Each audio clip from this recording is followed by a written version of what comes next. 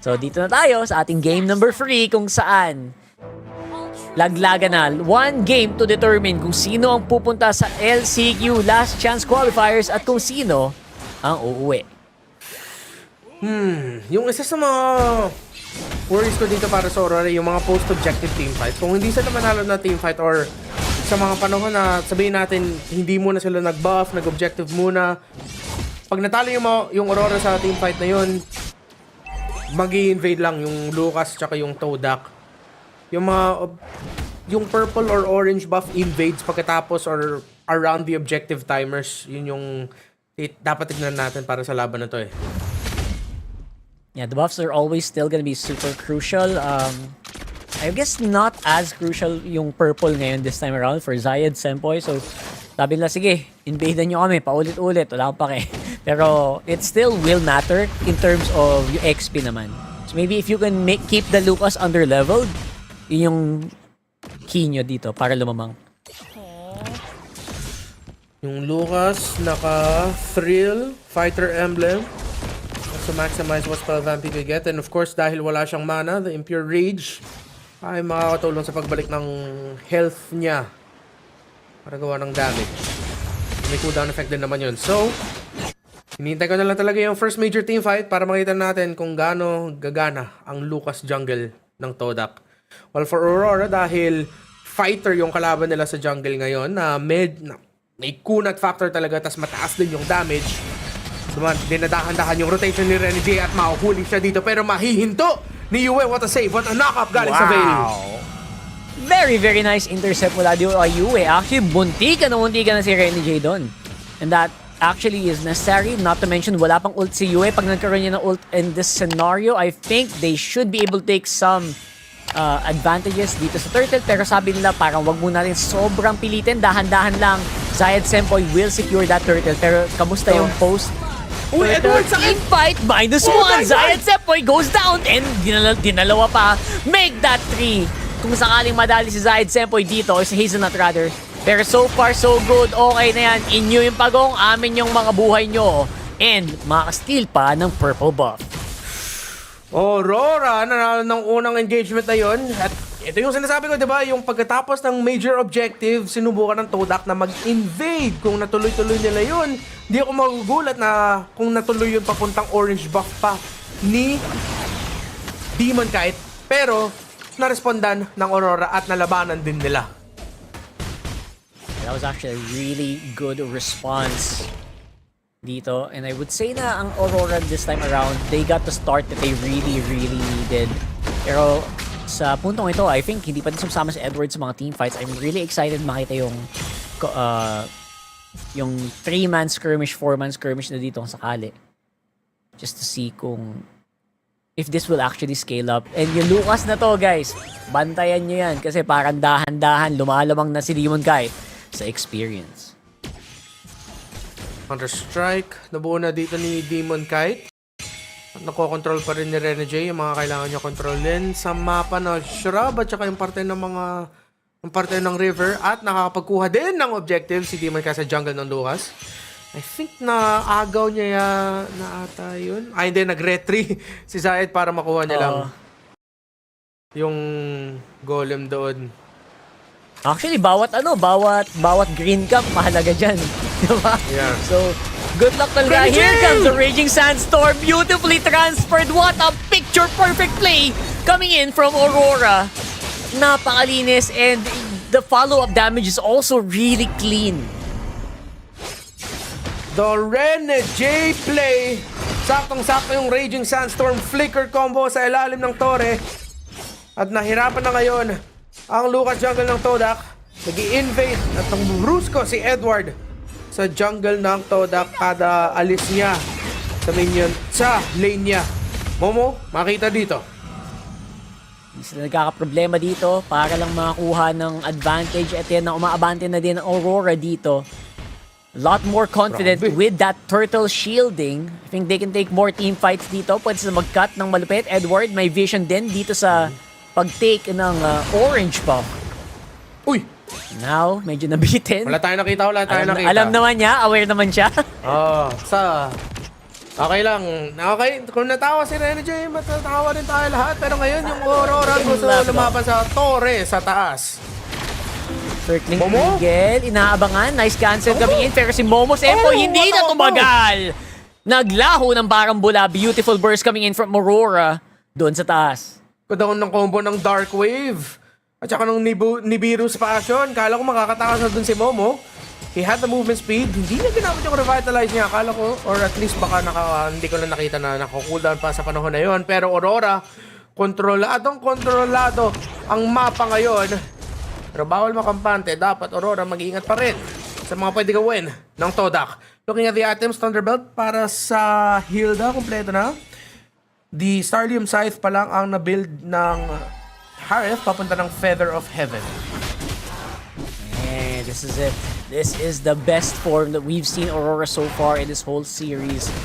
Na poised to take an advantage and again, maximizing yung pagka-behind bahagya nitong si Zayed Sempoy. And yung, ramdam mo yung kapagalan talaga ng Lucas sa jungle, no? Yep. At nahihirapan na talaga si Zayed Sempoy. Si Yuen hanap si Zayed Sempoy. Napitas yung Harith. Aurora, lamang na ngayon. Dalawa na wala. Kinokontrolado na nila ang mapa ng Todak. Pero dapat pala binabati ng malala eh. And yun na nga, nakaisa. -2 make that actually. And because of that, Domain, easy turtle naman to. And actually, pwede pang ubuhan ng Torre dito. Ano yung gustuhin nila? Seems to be a Kumakuha very nila easy yan. take dito sa baba. Nakuha nila yung Torre sa baba. Pero andyan pa yung damage reduction. Apat naman yung minion wave nila. Sa tower lock na lang nila. Tsaka yung turtle, nakuha na rin ni Demon Kite. In the lead. At in the zone ngayon, ang Aurora. Nahirapan na ang Todak sa tempo na nilalaro ng Northern Lights. Mapaburst Oo, dito, iba talaga yung- Zan Sempoy! Di ba tamama? Iba talaga yung ano ngayon eh, yung tempo na ngayon ng Aurora, no? Comfy na omfy, walang problema. Confident din sa mga skills nila and sa lapag ni Renny J. Yung mga lapag kanina pa ni Renny J, napakaganda talaga eh. I gotta really give it to this guy. 2 games straight on that Khalid really is napakalinis, napaka-reliable Oo. so far. Turnaround din na hindi nakapag-snowball kasi yung Todak pagkatapos ng first turtle eh. Dahil na napunish yung pagka-aggressiveness nila dun sa pag-invade ng golem dun sa baba. At tas nahinto pa ni Yue. Tas nakapagkuha pa sila ng kill. Hindi nakapag-snowball sila dun eh. Isa sa mga major requirements ng isang Lucas eh. Pagkatapos ng first turtle, dapat makakuha kayo ng magandang win eh. Na magandang lead, pero hindi. Rene J, flicker out pagkatapos mag-Raging Sandstorm. Yan nga talaga. And I think this time around, recovery mode muna sa Red Naku po! Gage. May nakakasali sa team fight. Demon Kite, magandang pitas galing dito sa Todak. And ngayon, Sakit! tinatalan nila si Edward. That is gonna be 2 down para dito sa Aurora. And ngayon, naghahanap ng even more targets itong Todak. Nice punch back mula dito sa Malaysian team. Na-split sila sa laban na yun. Si Dominicare nagamit na niya yung Windblow ultimate niya sa taas. Na hinto niya yung pagpasok ni Zyme Sempoy pero nakapag-recover siya doon sa team fight. At dahil doon, na-split yung positioning nila. Nag-beast mode si Zayed Sempoy. At yung Shockwave Blast na pagawa din ng damage na napahinto yung momentum ng Aurora at nabasag din yung torre nila sa gitna. Yun na yung crucial dito. Kailangan hindi makabawi Demon Kite? itong si Zayed. And now, Demon Kite is on the chase. Guiding Wind, of course, will keep them safe. Momo Sempoy, Edward, may talon at ginamit na din for now. Okay. So, balikan tayo sa medyo tabla na laro. Kasi mataas din yung chance na yung Todak na kahit 3.5k yung gold lead ng Aurora, mataas yung chance na pwede sila manalo ng team fight. Level 11 yung dalawang gold laners, nakapag-farm na maayos yung Harith. So yung Todak ngayon, gusto nila maging aggressive. Yung counterplay! Pero looks like mali yata yung aggression na hinahanap nyo, boy! And ngayon, -1 na naman. Hazelnut Sempoy tanggal na ang kanilang guiding wind for the meantime. That means maganda ang pwesto nila for this coming Lord. Demon Kite level 14. And si Zayed Sempoy level 12. Umpisa na ng Aurora. Unti-unti yung Lord. Hindi mo na sila magbabuff doon sa taas o Todak. Dahan-dahan, fino-flow nila yung minion wave sa gitna para ma-force out yung reaction ng Aurora habang Matilda ng Todak pabalik pa rin at lalabanin na ng Aurora Rockhart. Oy! Nice collapse dito. And I guess they will need to keep their Zayed! distance pero hindi na pala kailangan. Zayed Senpoy, tanggal ang retry dito ng Todak. And now, wala na din yung Zaman Force. Paano palalaban Ready, dito? Zay! Ang mga Senpoy, nagsisimula na ng bomba! Oh! Nasabugan ng hangin sa mukha at yun na nga, dali na pati si Shin. Naku po, Todak! Medyo nag-asim! Medyo nag-overextend! Ang laban nila sa mid lane, nag-overextend din si Zayed Senpoy sa laban sa may Lord Pit. At Aurora nakakuha ng unang Lord ng laban. Makaka-push out sila na maganda. And syempre, aside dun sa Lord, syempre nakakuha din ng sangkatutak na ginto na kalamangan. Itong Aurora, which is very crucial to make sure na lamang, again, importante talaga na lamang sa levels against this Lucas Jungle. Sumabog na naman, napakagandang setup mula kay Yue. And Zayam, Senpoy goes down. Dumayong ang ibang mga member dito, dahil nadali nila ang backline, Demon Kite, or Domen Kite rather, will be going down. Okay, 2 for 1 pero walang gold laner yung Aurora. Mahirap to. Tingnan natin kung makakakuha pa sila ng Torre. Baka yung Torre sa gitna, yung magiba nila. Pero Zaim and Hazelnut, crucial yun na nakuha ng Todak yung pick-off kay Domen Kite. Madedelay nila yung push pero dinedelay din ng Aurora yung push. Hindi nila kiniklear yung mga minions sa taas para mahinto yung pag-push ng Lord. Para pagbalik ng Domen Kite, mataas yung chance na makakuha sila siguro ng isang torre sa base kung kasama yung torre sa gitna. Pero Todak... Or kahit paputukin man lang, di ba, yung shields. Oo, yung shield. Importante talaga yan. Pero right move din to na lumalabas sila sa base. Pero yung dahan-dahan, wag masyadong malalim. Making sure na safe din pa rin naman kayo. And again, good DPS galing kay Domen Kite means maganda din ang turret taking capabilities dito ng Aurora.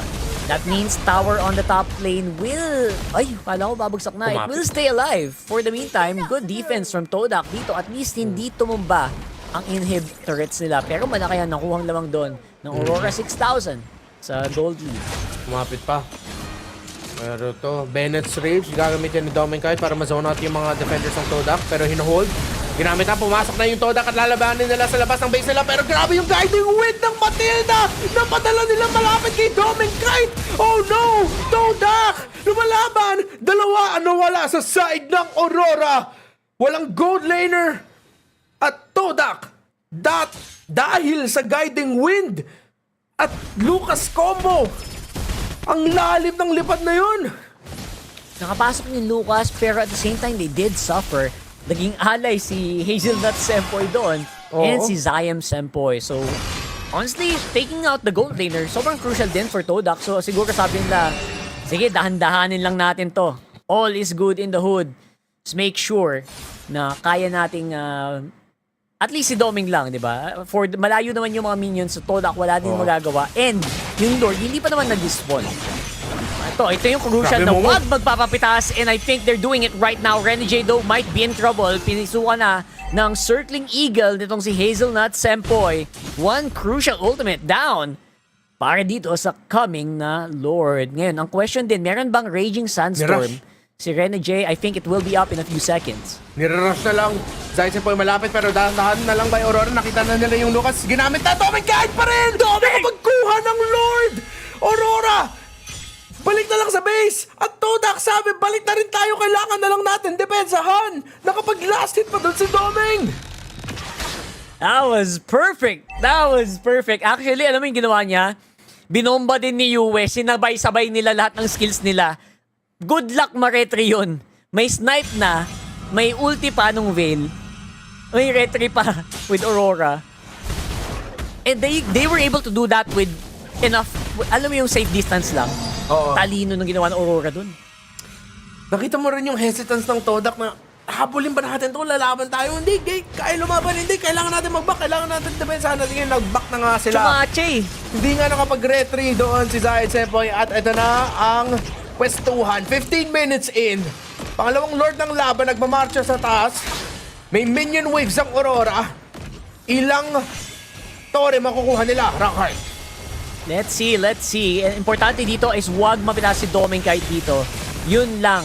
100% keep him alive. Renegade can really dive in. Yue, good damage as well. Coming in from the Veil. Pero again, maganda naman yung wave clear na ginagawa nila dito. Hindi lang kailangan madaliin, by the way. Boom! Kalahati from downtown. 2 inhibitors going down para dito sa Todak. Okay, 2 inhibitors. Almost 7,000 plus gold lead para sa Aurora. Pero nasa puntos tayo na 42 to 48 lang ang difference sa gold. Meaning, na sobrang taas pa rin ng chance ng Todak mapaikot ang laban na to. Dapat malinis ang execution ng Aurora. I think it's gonna be it eh. Kasi ito na naman tayo. We've been here before, right? We have to really make it clean sa dulo. Nakita natin ilang beses na lumamang Aurora, pero always the big question is whether or not they'll be able to clean it out. Si Zyme Sempoy nakakatakot and nagpakitang gilas din na, oy, meron din akong Raging Sandstorm. You know what? That's actually good. Yun yung mga kailangan kong tignan. And we also have to make sure, if you're a fan of Aurora, dapat sana, wag madali si Doming kahit. I think, alam naman ni Doming kahit na mainit ang mata ng sambayanan sa kanya ngayon. 5 miyembro nakatingin sa kanya dito. And maybe that's an opening for Yue naman to make a play. Pero other than that, as long as Doming Kite is alive, I think magandang chance ng Aurora na matapos ito. Yeah. Sobrang mataas sa condition nila yung Beatrix, especially if dapat tignan na nila yung trade ng Beatrix and Harith. Kung napitas yung Beatrix, tas goods pa yung Harith, tas may konting frontline pa siya, kaya ba ikot ang laban ng yung isang Harith. For now, pangatlong Lord sa laban, Todak, ramdam din nila na guys, sobrang lapit lang ng gold natin kahit sabihin natin 7k gold lead yan o ganun. Hindi, nasa puntos na tayo na kayang-kaya natin labanin to. Pero kailangan nila alagaan yung mga minion waves. Ang lalim ng pwesto ni Zyme Sempoy ngayon. Anong iniisip ng Valentina ng Todak? Good edge talaga eh. Good edge yung ginagawa nila dito na si Renegade kampanteng-kampante dito sa kanyang Naku po. Khalid. Pero problema dito, parang umaabante din yung Todak. Oo. Nagpaparamdam na, oy, feeling nyo ba lamang kayo? Baka hindi pa. Baka pwede pa kaming gumawa ng play if you're not careful. Maganda din yung pwesto dito ni Zyme Sempoy dito sa gilid. Raging Sandstorm yung think- ultimate na sa kamay niya. Yes, yun nga. Sobrang important nun. Kaya you gotta keep your eyes peeled. Ngayon, dalawa, kaliwat kanan ang binabantayan. Momo Sempoy, hinahanap si Doming pero lumalayo siya. And, yun nga. Di nila alam, di nila mahanap, di nila makita kung nasan si Zyme. Ang ganda ng pwesto nito, pang flank. Pag lang ma-Raging Sandstorm, ay wala na, tamaan yung hangin! Yung Windstorm, hindi rin tumama, pero lumalaban pa rin yung Aurora, pero masakit na yung damage ng Harith. Pero si Demon Kite sa taas! Si Demon Kite sa taas! Tamanahan ko na May to! Minion Wave! Yung Ay! Suyo! Uwi kayo!